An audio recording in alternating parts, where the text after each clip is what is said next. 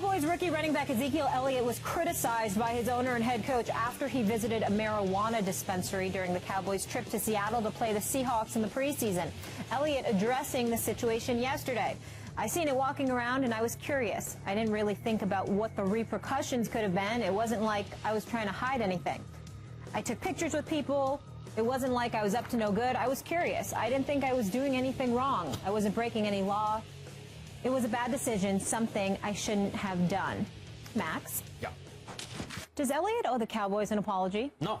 Furthermore, it's none of the Cowboys' business, in my opinion. As I've been saying oftentimes, the NFL has a lot of nerve being hypocritical enough to test for marijuana, to choose to do that when they are in bed with companies that peddle alcohol. They take they take money, they play commercials, hey, drink this, and in every study, it's always certainly societal effects. Alcohol's worse than marijuana. Besides all that, I don't want to get on a soapbox about that.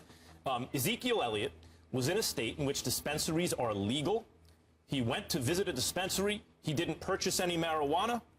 What is the difference between that and being from a state where betting at the track is illegal?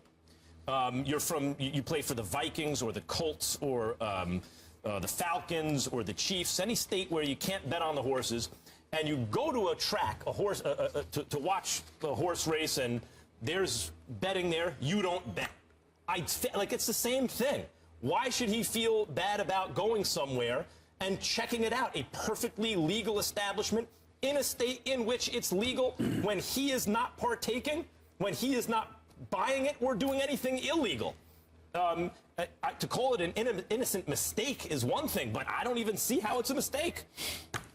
Max Kellerman, let me be very, very clear when I say this, and I'm going to be very, very serious when I say this. I think what you just said was very irresponsible. I'm accusing you of being irresponsible. Let's hear it. Here's the deal. We can sit up there and talk all we want about what should be. The hell with all of that. What is it? Marijuana is illegal, except for in 4 states in the United States of America. They would happen to be Colorado, they would happen to be Washington, it would happen to be Oregon, and it would happen to be Alaska. Last time I checked, Ezekiel Elliott ain't in those places. He plays for the Dallas Cowboys. Now, he was in Seattle, if I remember correctly, or someplace in Washington. Seattle, when he decides to go into, what is it, a marijuana dispensary? Dispensary. Okay, look, do you realize, think about this for a second. Let's just take this. Ezekiel Elliott plays for the Dallas Cowboys. Yes. Well, do I need to go down the list? No. Randy Gregory, Rolando McClain, DeMarcus Lawrence. I mean, who did I miss? I mean, weed everywhere. Puff and pass, puff and pass. They puff more than they pass, okay? Oh, because that was good. That was really Tony good. Romo is sitting up there. He's injured. Dak Prescott is a rookie. So, I mean, a legitimate argument can be made that they have puffed more than they have passed. You have the issue of perception. If the perception is you are an organization that is out of control, that you need to be reeled in, where you have people calling for the National Football League to potentially get involved because of the behavior of so many individuals from this particular organization. You come out of Ohio State. You're the number 4 overall draft pick. You get drafted by the Dallas Cowboys, okay? The eye of the storm is on you because they are America's team, right? I mean, last time I checked, even though they're walking pieces of mediocrity, can't win but once every 20 years, haven't had a Super Bowl longer than that, okay? And got the nerve to walk around like they're the most popular team in the world and they're deserving of it when all they do is steal headlines, more than wins, by the way. And you're sitting up there, you have this history where you're constantly associated with these things. This is what you do. See, this is the problem. We're sitting up here on national TV. And we're so busy talking about the way things ought to be. Steve Spurrier is about to come on this show, okay? We all know what a winner he is, okay? What are you doing? You gonna walk into his program? Where was that, Florida or South Carolina? Well, coach, you know what? I get what you're saying. But, you know, we got endorsements with alcohol companies. Why can't I smoke some weed? So a college kid is the same as a professional adult? Listen to where I'm going. What I'm saying to you is this. Before you go pro in football, you got to go through college. We don't need to be on national TV acting like you get to do what you want to do just because you want to.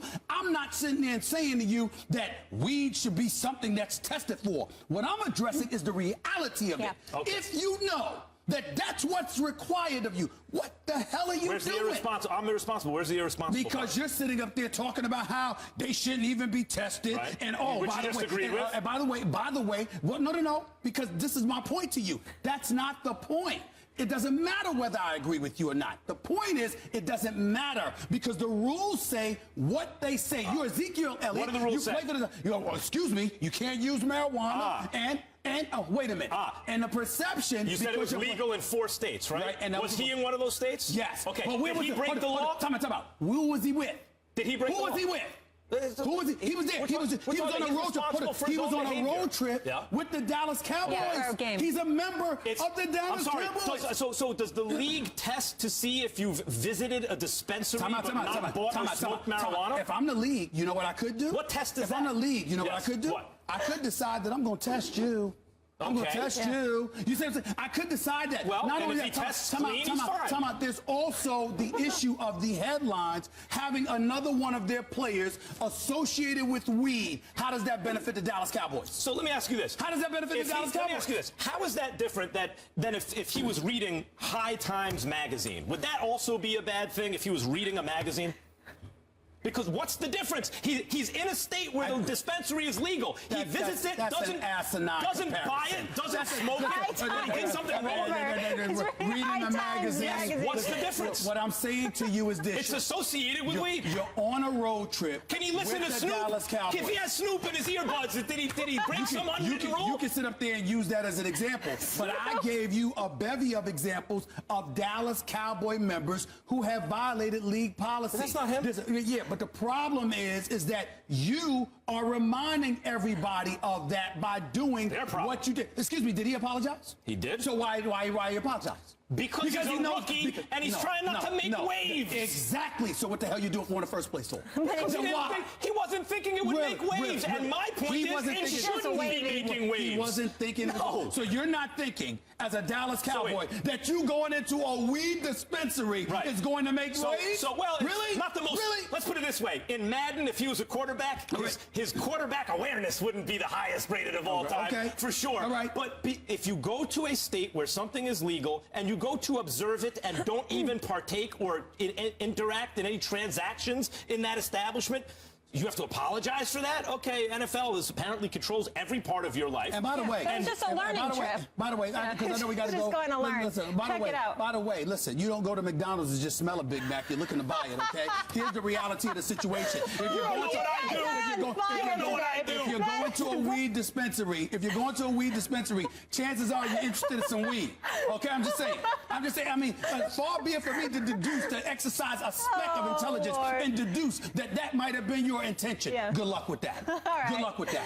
Good luck with that. Are you not entertained? You guys are on fire today. Stephen Jones doesn't close the door on the possibility of Dak Prescott potentially winning the starting job. We want you guys to weigh in on Twitter. Do you give Dak Prescott any shot of winning that job when Tony Romo returns? We will reveal those results a little later in the show. Meanwhile, Stephen A. alluded to it. Football royalty in the house here. The head ball coach, Steve Spurrier, up next. I like this man. So much to discuss with him. We all do. It's good to see him. And he wrote a book, add author to that resume. Steve, coming up after the break.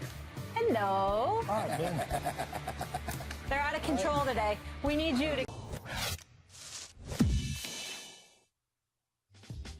Quotes. What kind of quotes you need today, huh? Winning the SEC probably is harder than winning the national championship. Can't use athletes make millions of dollars and they get nothing. Wait a minute, though. That's what we do, though, isn't it? Oh, okay. That is the Death Valley, isn't it? Or is there another one around?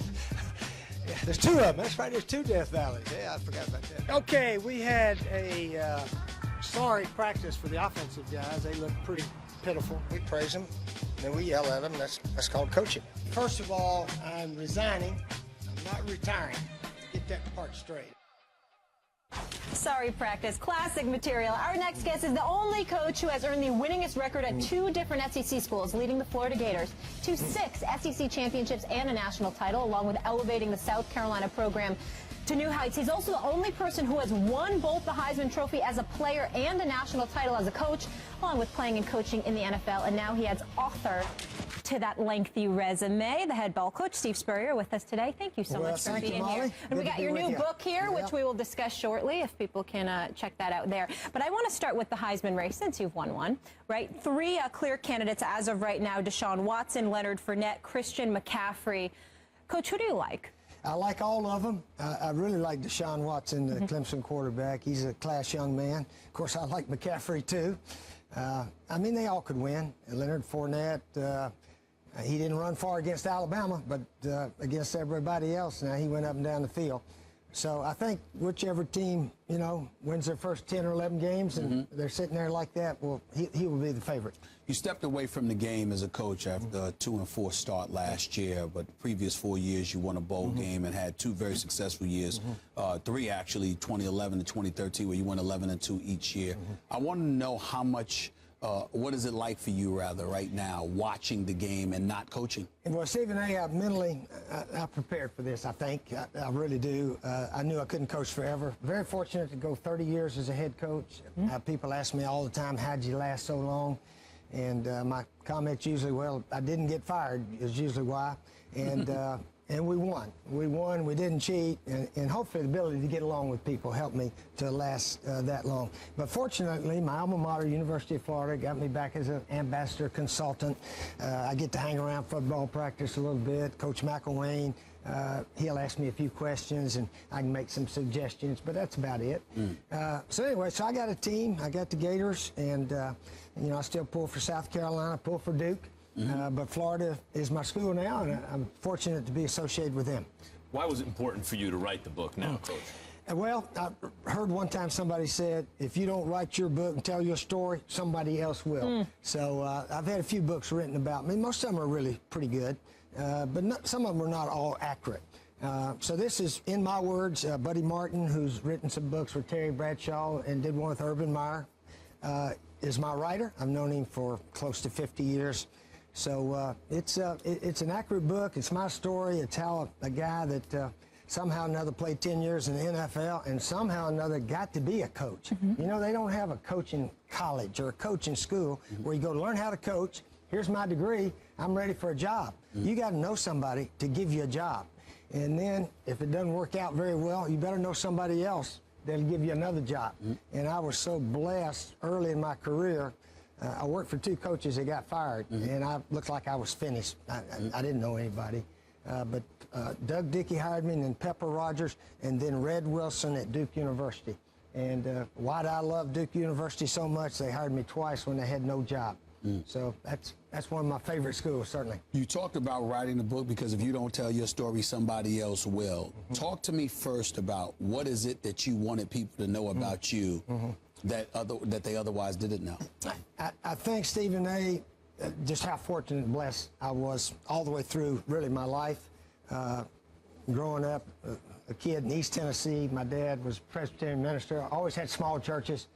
So, I mean, he raised three kids on about $4,000 to $5,000 a year, which was plenty because we didn't need a lot of money. But then we moved to Johnson City, a bigger town, play the highest level of high school competition. So I was able to go through there, play football, basketball, baseball, and then Ray Graves offered me a scholarship to come to Florida. And just some choices in life and some sort of miraculous, some people call them divine appointments, where you just say, thank you, Lord. We won this game that led to this. Opening doors. You know, in sports, you win that one crucial game. Sometimes you start losing again, but if you win that big upset and then you go on and win a conference championship, that's really special and something you remember for a lifetime.